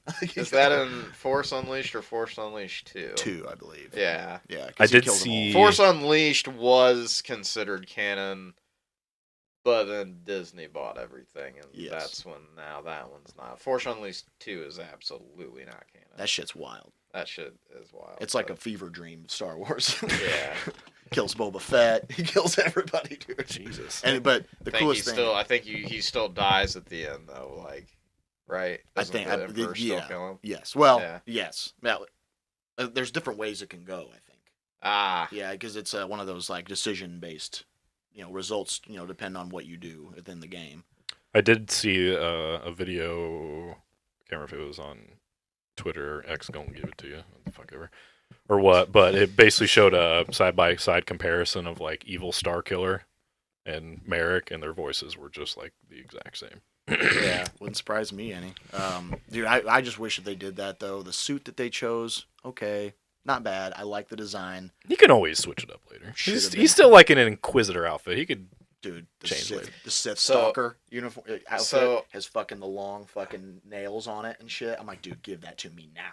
I will say about this Merrick character's suit though is that I see very like with what was kind of believed that the rumors that these are kind of like what become the Knights of Ren, Mhm. and that suit just kind of does sell it for me a little. That is what Shin and Balin could essentially star, like if that's supposedly what leads into the whole Knights of Ren thing. Yeah. And then Sabine Wren leads him eventually. Yeah, let's go. Definitely not that. No. They have to take out that W. It's R-E-N. Yeah, W-R-E-N. it's R.E.N. and I know. isn't it like a blonde-haired guy? I can't Because I mean, they remember. I have remember comics out now that are canon with it about essentially how Ben falls. And Yeah. To follow this guy and. Yeah, I mean, the only reason that I would disagree with them kind of talking about the origins of the Knights of Ren is that the Knights of Ren did so piss poor in the new movies because they did nothing. They were completely uninvolved, and when they were getting their asses kicked. They just looked like these haunting figures walking around the screen, and then they would do nothing. We saw them got their ass kicked by Ben Solo at the end, and that was the most fighting that they did, was them just getting worked. Yep. So, how do you guys feel about Merrick being the Ezra theory? Oh my god. I mean, I thought it could make a little sense at first because, again, like name. Ezra was like, since he gets taken by the Purgle with Thrawn and a completely jacked up Star Cruiser. I can't remember the exact ship title, but the Purgle like take them out The way Chimera. out. Huh? The Chimera. Okay, yeah. That was Thrawn's ship. So they take him, way out to where Thrawn is now. And I was like, well, it could make sense because, maybe they went somewhere where, at first, without seeing this, where knowing that Thrawn's way out in a whole nother freaking galaxy, it could make sense that, like, yeah, then Thrawn, like, eventually got reinforcements, then they just broke Ezra. It makes sense. And the other thing, too, is that in Rebels, there's a little spell of Ezra basically kind of falling to the dark side because of a Sith holocron. And I think the name also Merrick comes from, like, a story where it was, like, a man was turned into a werewolf by a witch or something like named that. Morgan. Yeah. Okay. Yeah, Morgan Elsbeth. I'm like, there's so many direct reflections to that story. It's like an Artusian story or some shit like that. But the thing with me, them thinking that it's Ezra, I hope it's not. Well, I can almost say, just because of this one aspect that it's not, almost say with 100% certainty, because when the Purgle came and took them into hyperspace, they were helping out Ezra because he saved them. Remember, he saved their planet.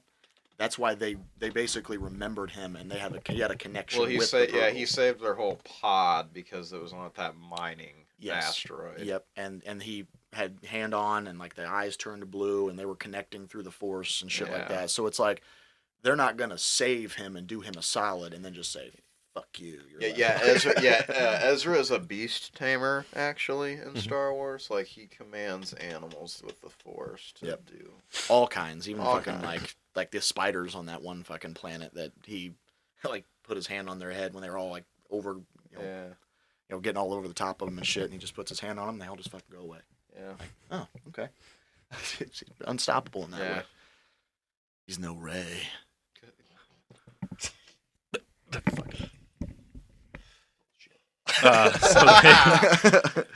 So yeah, she cuts through, and then they get to basically they float essentially to the center of the ring. Yep. Yeah. Seems like Hati and Morgan don't really get along too great. No. I think they floated through the center of the ring already. Oh, is that when she gets out? That's why she walked outside. It's while Sabine's repairing the ship. So she slices the one ship up, which is sick. Then she's just floating, and she's that shit was funny. She's like, Sabine. Oh my, that shit. She's like, I fixed the ship. She goes, great. Now come get me. She's like, you fixed the ship yet? I was like, that's a perfect Dave comedy moment. Right? Yeah. I say normally moments like that are ones that can kind of make me roll my eyes at, and that one was fucking perfect. I was like, as soon as I was so into it. Yeah. Oh, it's so good. She's just floating. Fixed ship yet? I think so. He's like, yeah, I got it going. Great, now come get me. and I think one of the reasons I like that moment, and this just kind of this episode, is Ahsoka actually has some personality in this episode. Yeah. And that moment where I think I actually like sat up at that moment too. I was like, oh man, a little personality.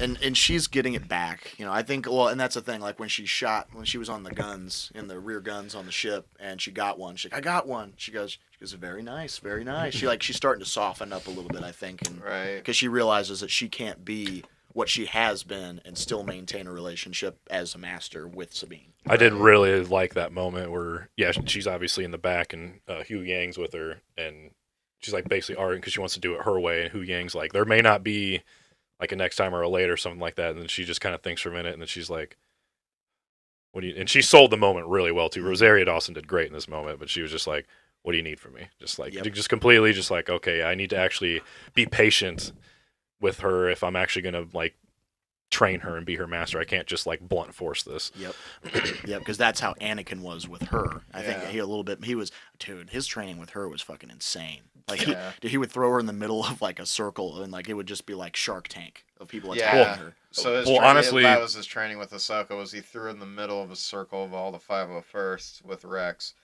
and they literally just repeatedly shot the stuns at her, and she had to sit there for hours deflecting them. And Anakin was like, well, I'm not going to always be there, so you need to, like, be trained so well that, like, you're basically never going to die. And as fucked up as it was, I mean, honestly, Anakin's training is probably the main reason that she survived Order 66. Yep. That scene was a direct correlation to that training at the very end when she's on the top of that table. Yeah. And then she's deflecting them up into that hole in the ceiling so she can jump out. Oh, yeah, because that whole training thing, that came in Tales of the Jedi, didn't it? Mm-hmm. That's right. Yeah, so those were directly related. Yep. Yeah. And but no, I think it's pretty cool that obviously they kind of wanted to make her look really surly and like I'm nose in the air kind of the first 2 episodes, and then she's starting to soften up a little. That's how she was treated. Yep. Excuse me. Yeah, I know. Hu Yang also had a really good moment when I think they're like floating in or whatever, and he's just like a little closer. He's like a little. He's like, I've got it, and then they get shot, and he just boom, and just like dies. Oh man. Oh, that's good. But so she gets picked up. That's when they just fly down into the planet because they're still trying to get away from Shin and Merrick. And then that's when they just hide in the forest. More visible happiness. My space whales. Just come, and there's tons of them, and I was like, this is fucking sick. And they look so good. They did look so good. They look so good. And them flying in between them and shit. Oh, that's fucking so cool. Like, this is, and of course they just hide. They just drop in the forest, in a clearing, and just fucking, that's where they hide. Right. Like, I didn't like that moment. I didn't either. I hated it. I was like, aren't they, wouldn't they be able to sense their presence? Yeah, that's where I was kind of like. I mean, because Sabine doesn't have connection to the Force to hide it. So. That's why those two are probably apprentices.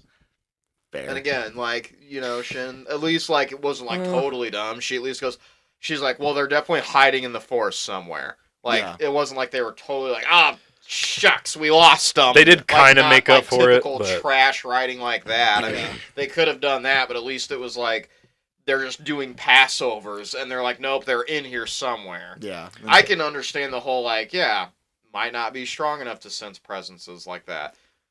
You'd think.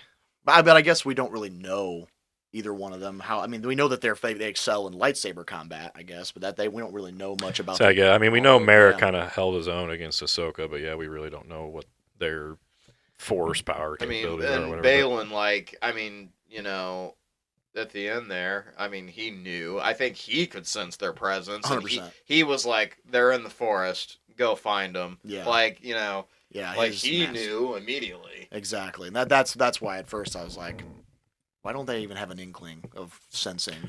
But you are right. They didn't go completely egregious or they were completely lost. They did at least like come back and they did come back around and like sense that they were in the area. But so it wasn't completely egregious, but it was still kind of just a little chintzy. Just a little. Just a little bit. It could have been done a little better, but I'm not gonna tear you apart for it. I had more of a preference thing. It was, but I agree with Boy. In that moment, I was like, come on, guys. Yeah, they just drop straight down. I do like, I did like too though, even with Ahsoka and them when they're just like they didn't even want to turn Hu Yang back on because they were just like, well, if we put anything electronic on, they're gonna pick it up. So. Yeah, Jedi protocol, right? Yeah. Yeah, that's funny, and I liked the non-traditional Jedi line too. That was a great Hu Yang line. He was like, "You do come from a long line of non-traditional Jedi." That was great. I just sat there and I was like. It's so perfect. It's such a good line. And Hu Yang. So am I getting this right? That Hu Yang was. So I know that I remember Hu Yang when he was. I don't remember him being in the animations. He was in the game, Survivor. You save him from a 25,000-year-old temple. Oh shit. Oh, man. okay. Yeah, he's trapped underneath a like this big beam, and he's like alive and online still, but he's down there for 25,000 years just waiting. Yeah, and he's like, "Oh, I'm glad you." He's like, "Are you a Jedi?" Literally, when you go down there, he's like, "Are you a Jedi?" And then you ignite a lightsaber, and they go, "Oh, I guess you are." Like it's like that's where your first interaction with him is with Cal Kestis.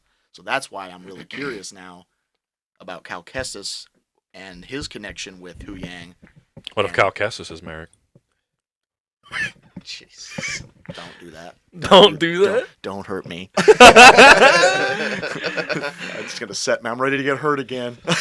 I have a feeling this Merrick will end up being just a faceless character.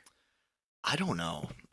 It'll probably get killed in one of these episodes by Ahsoka. Actually, and I forgot to everyone bring will be this up. You know how I like to analyze the faces at the beginning of Star Wars shows? Merrick's face, well, the first 2 episodes, everybody's was in red.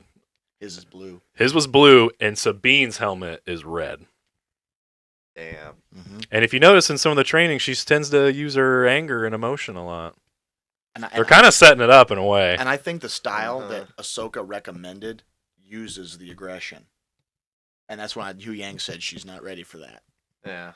I think from what I can remember, I think that's what it is. It's like a more aggressive stance, a more aggressive style. And I think there's even like a video watching of even in Rebels or maybe whatever, Clone Wars or Rebels, when she's training with the Darksaber with Cal, or not Cal, Kanan. She gets like kind of angry and emotional on that too. So like, I don't know. I feel like Filoni's kind of been setting these crumbs that she likes to use her anger.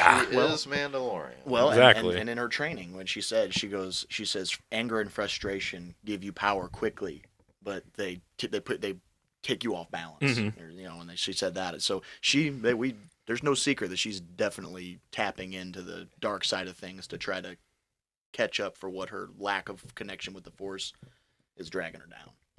So I don't know. And honestly, her connection with, because we all know, like the him calling her "you're like a sister to me," we all know that's horseshit, because there's always been a connection between Ezra and Sabine in the show. It's kind of an unspoken kind of connection between. Do you remember what form she suggested? I cannot remember right offhand. I've been thinking about it this whole time.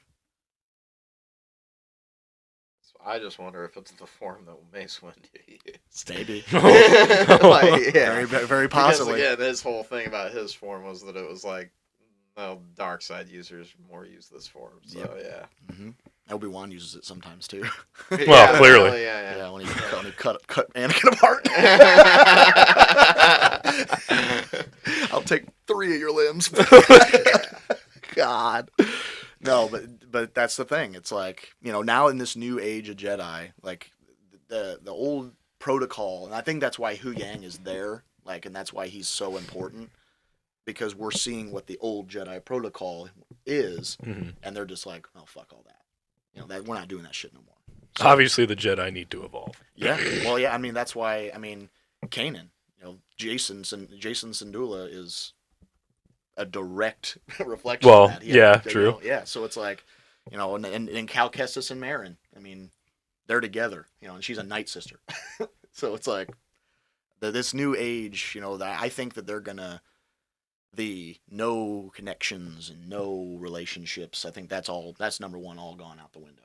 Like, pretty much all of them now have some sort of relationship, except for the ones that have been around since the original order. Mm-hmm.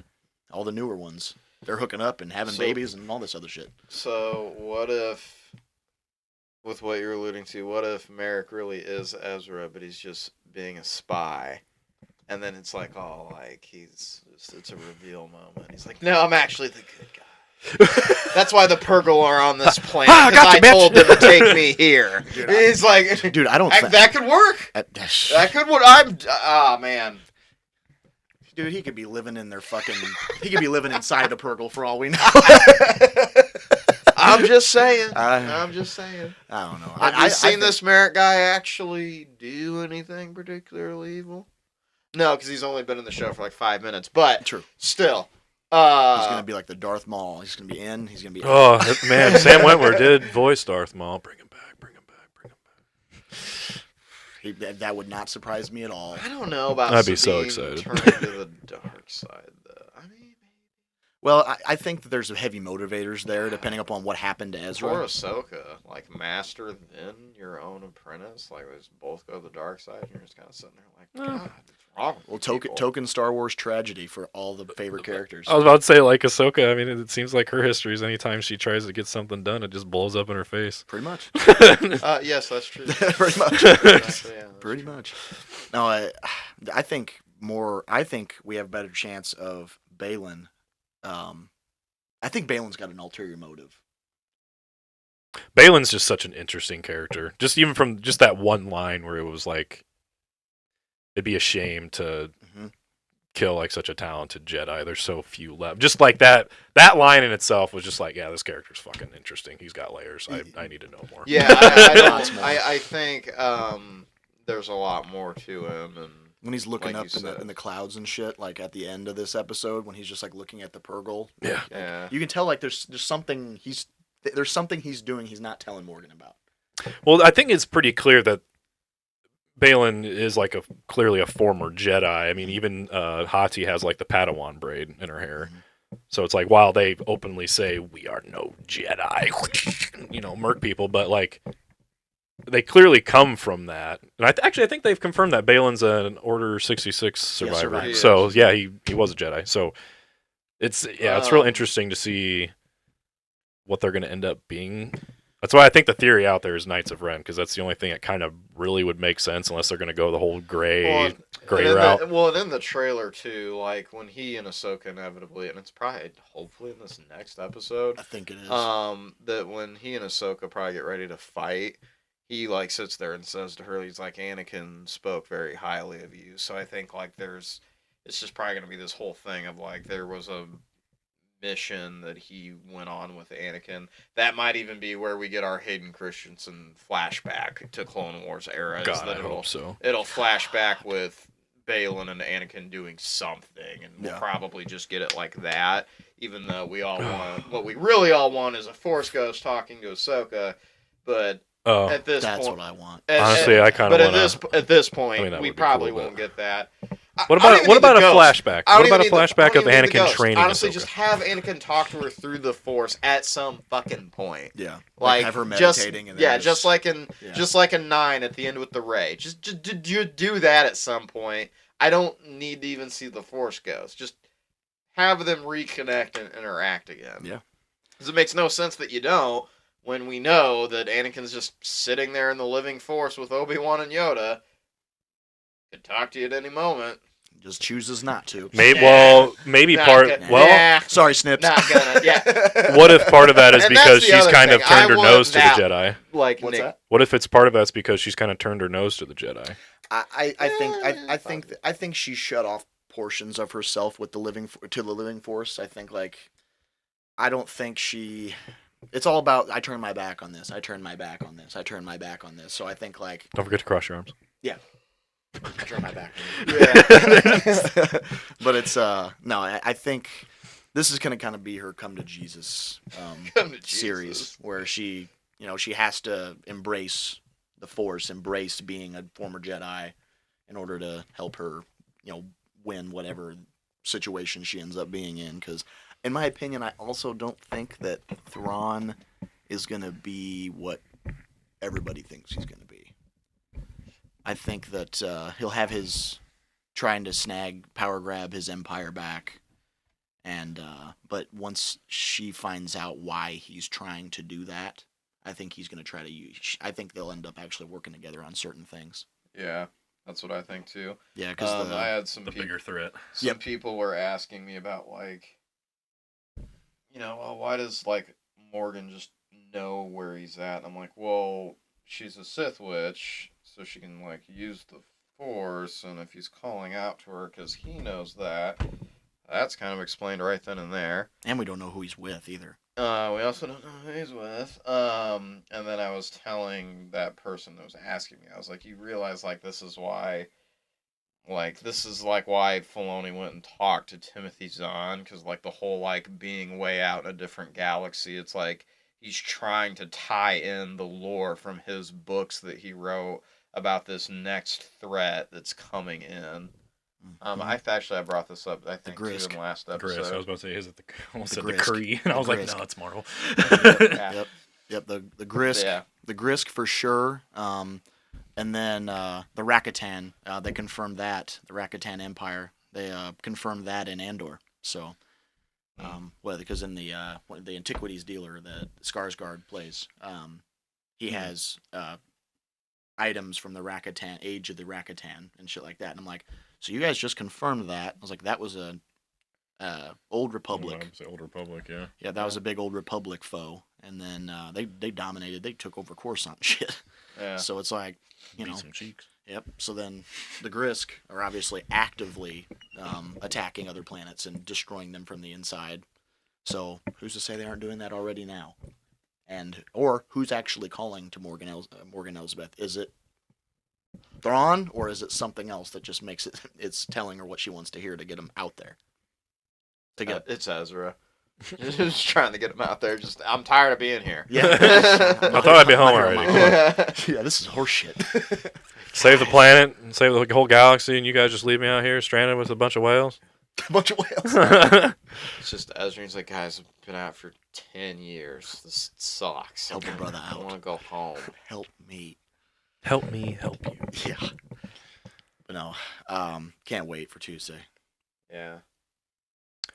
I am definitely looking forward to the next episode. I was Same. pissed off as I was. This one was only like 30 minutes, but It's probably it was it was an entertaining 30 minutes. Mm-hmm. And like at least this one I could felt like I guess like a full story-ish for an episode. Yeah.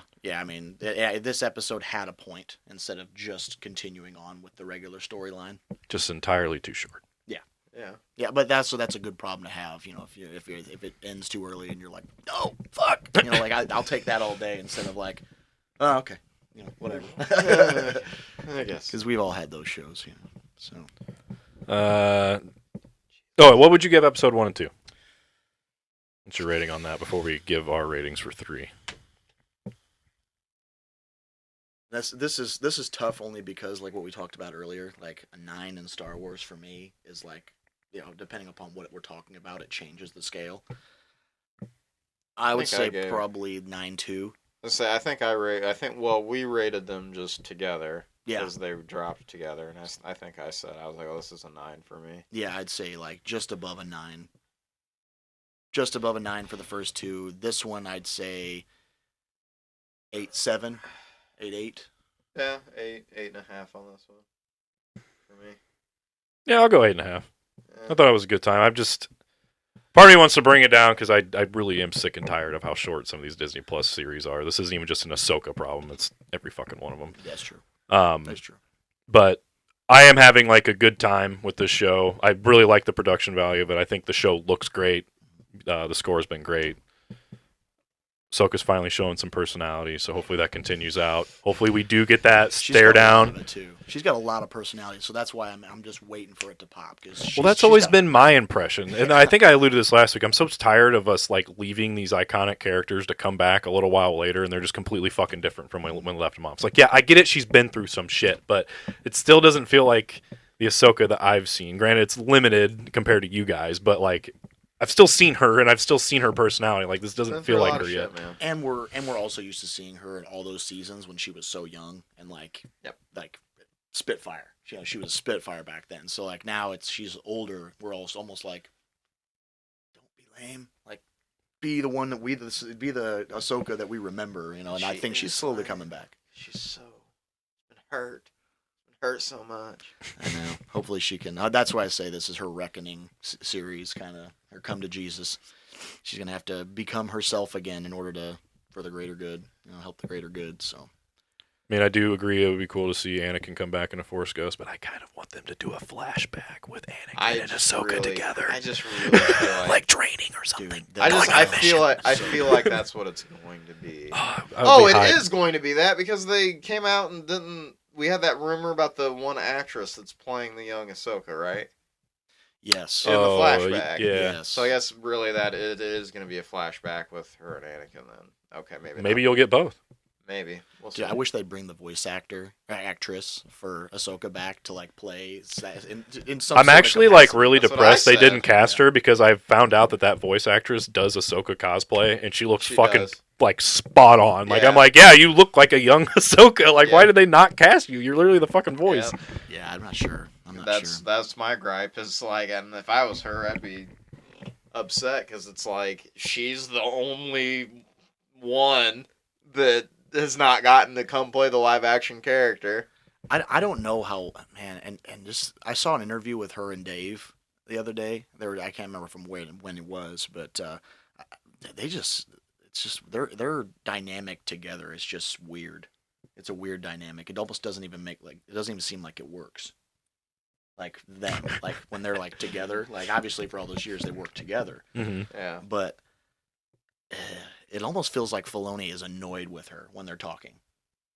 Like, Well, that's what he gets for writing an annoying character. He purposely did that. it's so funny. He openly Well, said It's it. so funny when you hear her voice too, like when she's talking, because you're looking at her and you're like, "You don't look like a Twi'lek." Like, literally, it's like her voice. is Togruta. Oh yeah, that's right, Togruta. That's right. I always get the tailheads mixed up.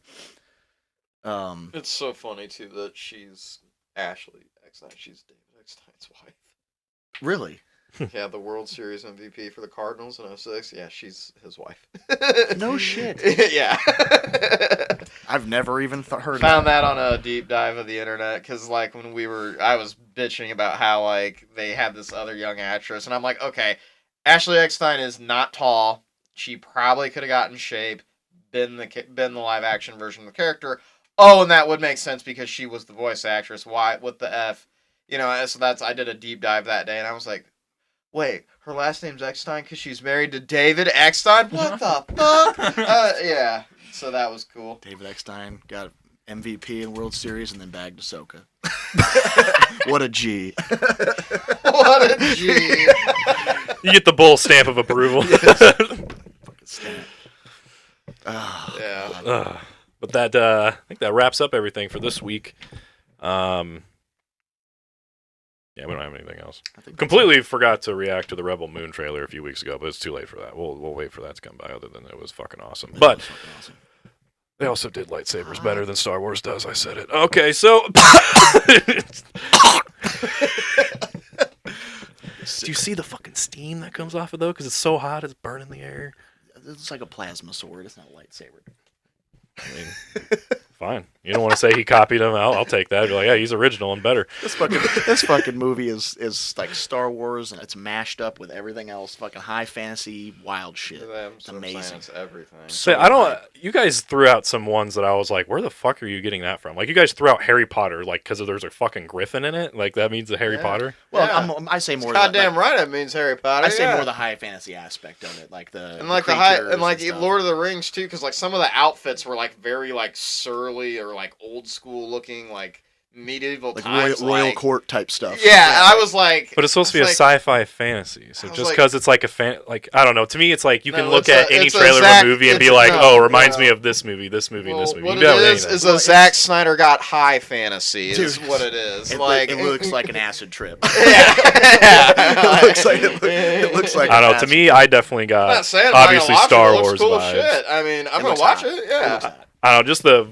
I was just surprised at the examples you threw out because when I watched it, I got obviously Star Wars, Dune for sure. I got heavy Dune vibes, which I'm surprised none of you guys. Well, with the Dune vibes that I got, they were almost directly, like you said, Mhm. that surly royal court Yeah. type stuff. Yeah. And that's kind of why I more or less. The said that. Wonder Woman vibe, you know. Hey, just like, do we need this every fucking? Yeah, it probably will show up. They'll probably just play it. Just wait, I think I've heard that before. You know, Gal just- Gadot. Yeah, wait, Wonder Woman's in this too? Oh my god! Is this her final cameo? yeah, no shit. You know, it's like I said. Snyderverse never dies. Right. It's like I said to you guys, like, why is it that every fucking thing he makes has to have that shit? Everything he makes. Everything he makes. I bet, you know what, I don't even remember where it's at in Watchmen, but I bet it's there. I bet it's there. You play it back and then Yeah, I'll go waste 3 or not waste. It's not a waste, but I'll go spend 3 hours watching that movie again. Watch it happen as soon as the comedian gets kicked out the window. I don't think it does, but that'd be hilarious. I'm gonna watch it, and that's where it's gonna be. My God, he's right. Silence happens. You're like, waiting for it. But yeah, whatever. I thought it looked fucking great. Fuck you guys. Yeah, I mean, like I said, I'll probably I'll resub to Netflix and just be like, all right, I'll watch this. When's that come out? 20. No. It's later, or no? Is it February and then November? I was thinking about The Creator. Comes out the end of this month. Yeah, I'm excited for that one too. The Creator on September 29th. I've been hearing about that one. Oh, December 22nd and April 29th, 2024 is part 2. But yeah. Oh my goodness. Also, Zack Snyder has already confirmed there's going to be a director's cut. Oh, yeah. But yeah, I think that kind of wraps up everything for this week. Pretty much. Randomly just threw that on at the end. But yeah, what'd you guys think of the Rebel Moon trailer? What have you guys been thinking about AHSOKA? How about that finale of My Adventures? And do you agree with me and KP? Has Harley Quinn kind of come out of that little lull a little bit? Let us know in the comments below. But of course, if you liked what you saw today, if you could please give us that nice little like, maybe subscribe, ring that bell icon. We appreciate you as always. And almost always forget, if you want an audio-only version, you can, of course, find us on Spotify. Love seeing those numbers grow. Even though we don't, because it doesn't tell us shit, baby. That's true. We love you guys, though. So until next time, I'm your boy, Jason. It doesn't tell us shit. It doesn't. Stupid. Weird. It's even weirder is like Spotify. It's like you can't like create an account to connect to it to be able to view it. I don't know. It's really weird. It's very doesn't weird. make any sense. But anyway, until next time, I'm your boy, J-Sib. I'm KP. And it's the bull. See ya later. To the window, to the wall. No.